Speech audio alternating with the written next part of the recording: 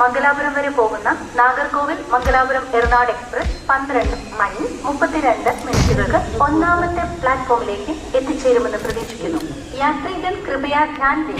गाड़ी संख्या 1660 नागरकोविल मंगलापुरम एरनाड एक्सप्रेस 12:32 पर प्लेटफॉर्म क्रमांक 1 पर आने की संभावना है. For the kind attention of passengers, train number 1606 Nagarkovil Mangalapuram Ernaad Express from Nagarkovil to Mangalapuram and expected to arrive at 12 hours 32 minutes on platform number 1